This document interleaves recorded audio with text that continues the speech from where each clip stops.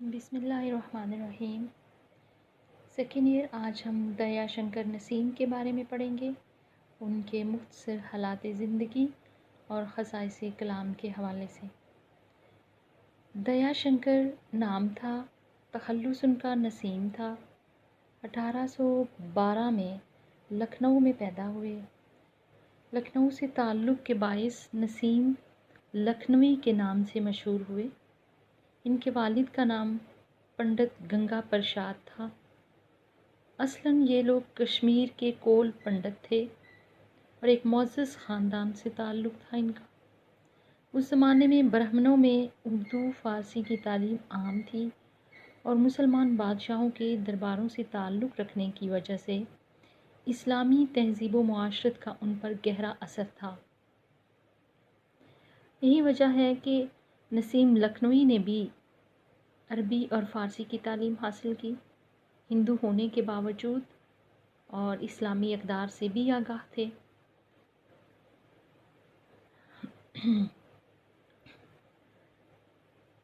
نسیم لکھنوی کا خاندان شعر و ادب سے بھی تعلق رکھتا تھا، ایک لگاؤ رکھتا تھا، اور وہ اردو زبان کے مطالعہ اور ماحول کی اثر پذیری کی وجہ سے مسلمانوں کے تمدن سے نزدیک بھی تھے۔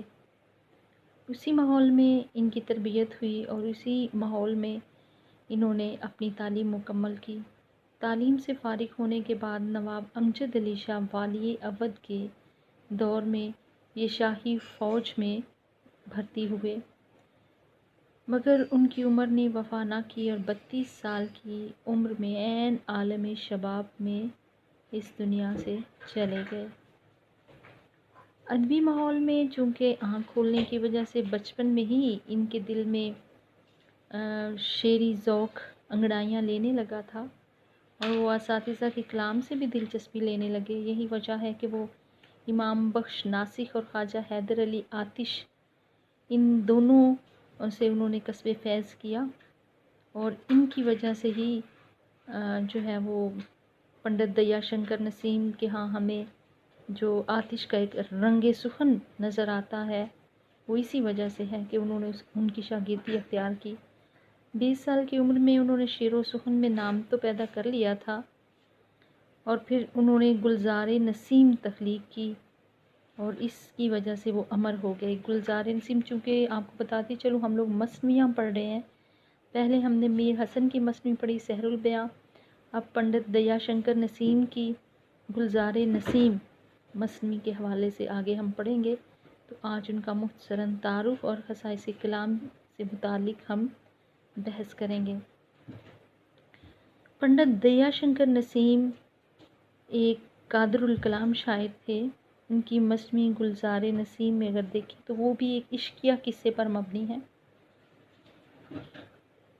لیکن اس روایتی موضوع کے باوجود اس مثنوی کو اردو کی اعلیٰ عرفہ اور ممتاز مثنویوں میں شمار کیا جاتا ہے، کیونکہ اس میں دبستان لکھنؤ کی بے مثال کاریگری نظر آتی ہے۔ کہا جاتا ہے کہ یہ مثنوی پہلے بہت طویل تھی، پھر آتش کے کہنے پر دیا شنکر نسیم نے اسے مختصر کر کے کچھ اشعار ضائع کر دیے، جس کا بعد میں خود آتش کو بھی بہت افسوس ہوا۔ تاہم یہی مثنوی انہیں اس قدر شہرت دے گئی کہ آتش کے شاگردوں میں سب سے زیادہ مشہور وہی ہوئے۔ اب ہم بات کرتے ہیں ان کے کلام کی خصوصیات کے حوالے سے۔ گلزار نسیم کو سب سے پہلے نسیم لکھنوی نے 1841 میں مثنوی کے کالم میں ڈالا۔ یہ مثنوی اگر دیکھا جائے تو اس میں سحر البیاں کا جواب دیا گیا ہے، کیونکہ میر امن دہلوی کی باغ و بہار کو دلی کی زبان کی نمائندہ داستان سمجھا جاتا تھا۔ اس کے جواب میں رجب علی بیگ سرور نے فسانہ عجائب لکھی جو دبستان لکھنؤ کی نمائندگی کرتی ہے۔ میں دبستانوں کے حوالے سے آپ کو پہلے بتا چکی ہوں کہ دبستان ایک ہی فکر سے تعلق رکھنے والے لوگ یعنی ایک فکر کو کہا جاتا ہے. جیسے دلی جو تھا وہاں پہ کئی دفعہ حالات انتشار کا شکار ہوئے. احمد شاہ ابدالی اور نادر شاہ کے حملوں کی وجہ سے کئی بار دلی لوٹی، اور لکھنؤ میں ہمیشہ سے عیش کوشی رہی. تو جو شاعر ہوتا ہے یا ادیب ہوتا ہے وہ اپنے ماحول کا مصور ہوتا ہے، اپنے عہد کا مصور ہوتا ہے. جس طرح کے حالات دلی والوں کو ملے، انہوں نے ان کی شاعری کے اندر بھی ہمیں وہی سوز نظر آتا ہے، سوز و گداز نظر آتا ہے. یہ نہیں ہے کہ باقی چیزیں اس کے اندر نہیں ہیں یا صرف حزن و ملال ہی ہے، نہیں، اس کے اندر آفاقیت بھی ہے، اس کے اندر دیکھا جائے تو تصوف کے مضامین بھی ہیں. لیکن جو لکھنؤ کے رہنے والے تھے یا جن شعراء کا تعلق دبستان لکھنؤ سے ہے، انہوں نے موضوعات کی بجائے، مضمون کی بجائے، انہوں نے زیادہ تر اس کے لفظی صنعت گری کا کمال دکھایا. زیادہ تر انہوں نے زبان کے بانکپن کو دکھایا. تو یہی چیز ہے کہ معاشرے کا اثر ہوتا ہے. جہاں تک دیا شنکر نسیم کا تعلق ہے تو ہم بات کر رہے تھے کہ رجب علی بیگ سرور نے فسانہ عجائب لکھی جو کہ دبستان لکھنؤ کی نمائندگی کرتی ہے. اسی طرح اگر نظموں میں دیکھیں تو مثنوی سحر البیاں دبستان دلی کی نمائندہ ہے، اور گلزار نسیم دبستان لکھنؤ کی نمائندگی کرتی ہے. سحر البیاں دلی کی شاعری کی نمائندہ اس طرح سے ہے کہ اس میں سادگی ہے، سلاست ہے، جذبات نگاری ہے، بے ساختگی و شگفتگی ہے، فصاحت ہے. اور گلزار نسیم کی شاعری جو ہے وہ اس میں لکھنؤ کا پرتکلف اور پرتصنع انداز بیاں ہے. جب آپ پڑھیں گے تو آپ کو اس کا اندازہ ہو جائے گا. ثنائے بدائے ہیں اور دوسرے تمام لوازمات یعنی جن کا تعلق زبان کے بانکپن اور لفظی صنعت گری سے ہے، وہ سب اس کا طرۂ امتیاز ہیں. جیسا کہ ابھی ہم تھوڑی دیر پہلے دیا شنکر نسیم کے مختصر تعارف کے اندر پڑھ چکے ہیں کہ اسلامی معاشرے کا ان کے اوپر اثر تھا، اور وہ کشمیری پنڈت خاندان سے تعلق رکھنے کی بنا پر مسلمان بادشاہوں کے درباروں سے بھی قریب رہے، اور اس وجہ سے ان کے اوپر اسلامی تہذیب و معاشرت کا گہرا اثر رہا. یہ چیز ہمیں ان کی گلزار نسیم میں بھی نظر آتی ہے کہ انہوں نے اس کا آغاز حمد، نعت اور منقبت سے کیا. نمونے کے طور پر میں کچھ اشعار ان کے پیش کرتی ہوں. ہر شاخ میں ہے شگوفہ کاری، ثمرہ ہے قلم کا حمد باری. کرتا ہے یہ دو زباں سے یکسر، حمد حق و مدحت پیمبر. 5 انگلیوں میں یہ حرف زن ہے، یعنی کہ متی پنج تن ہے. پھر یہ ہے کہ اس کے اندر جو گلزار نسیم کے اندر سب سے بڑی خوبی کہ اس کے اندر اختصار ہے. یہاں بھی بات ہو رہی ہے، فصاحت تو ہے ہی لیکن اس کے اندر اختصار ہے. کس طرح سے اختصار ہے کہ ابتدا میں جیسے میں نے بتایا کہ یہ مثنوی طویل تھی، لیکن استاد آتش کے کہنے پر اس کو مختصر کر دیا گیا اور صرف 1500 اشعار میں پورے قصے کو سمیٹ دیا گیا.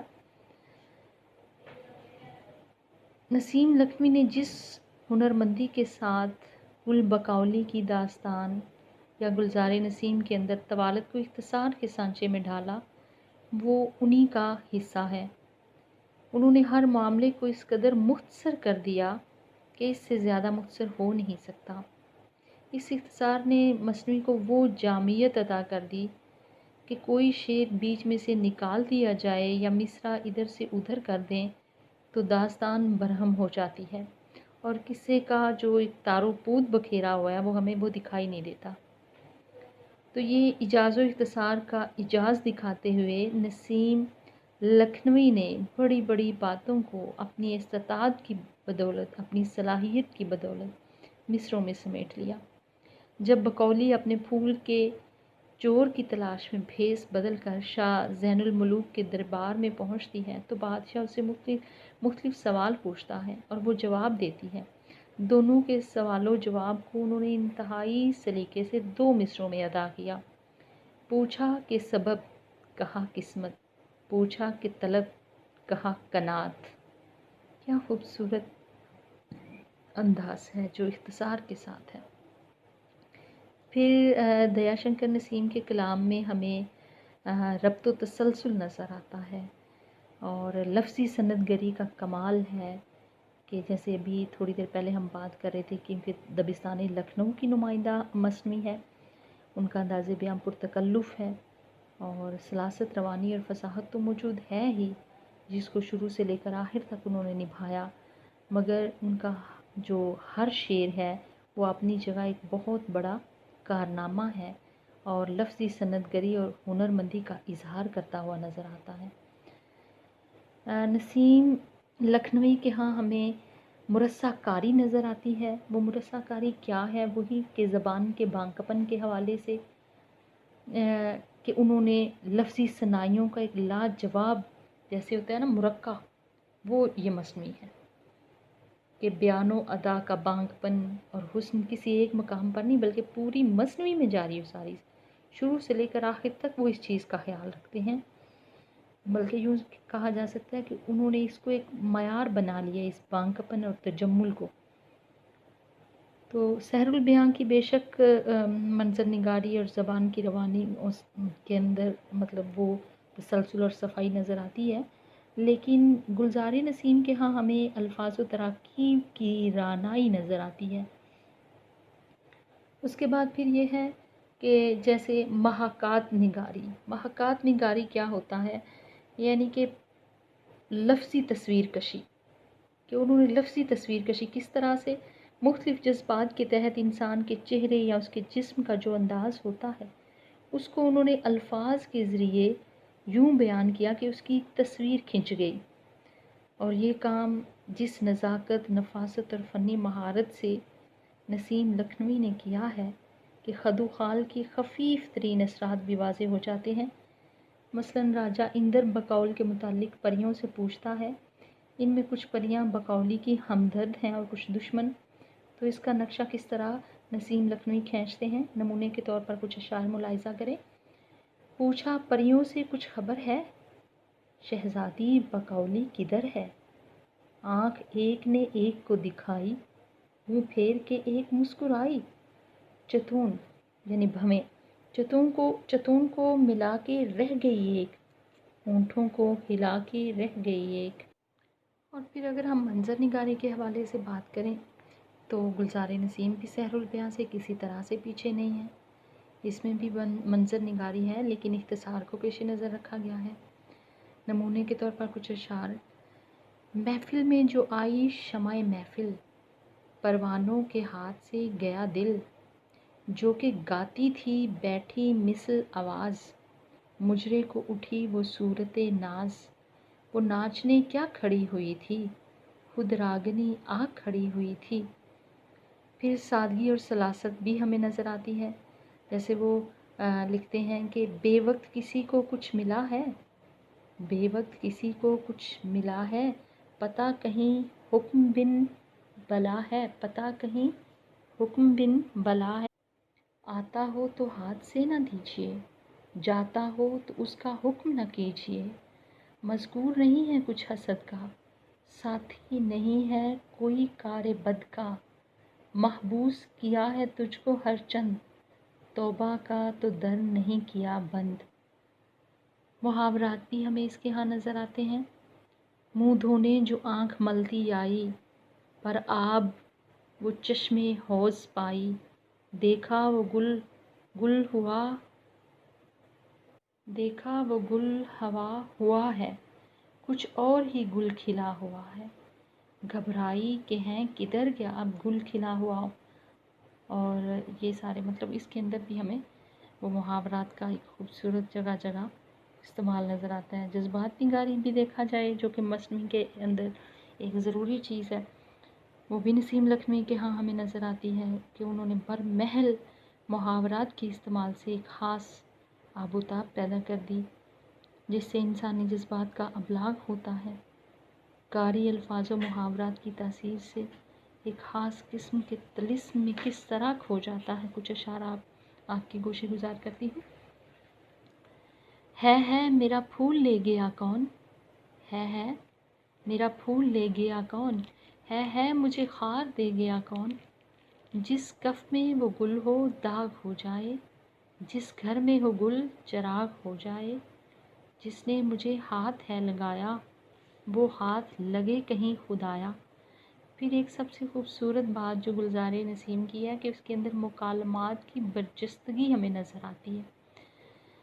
तो ये नसीम लखनवी का कमाल है कि किस तरह वो एक मिसरे को फ़नी महारत और चाबुकदस्ती के साथ इस्तेमाल करते हैं।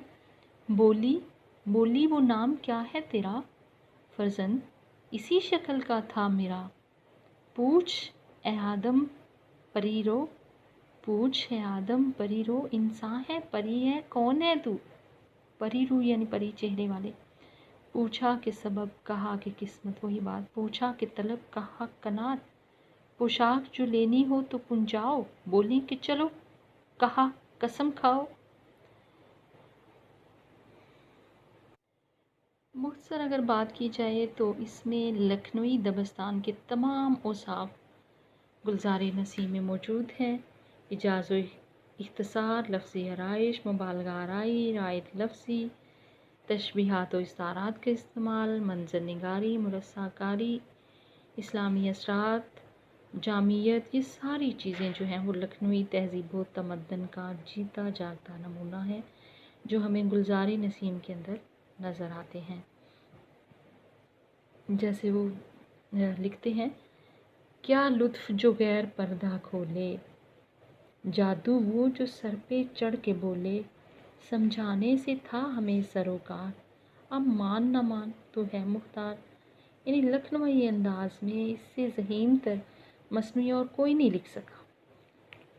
और सहरुल बयां के बाद अगर किसी मसनवी का उर्दू अदब में नाम आता है तो वो गुलजार नसीम ही है।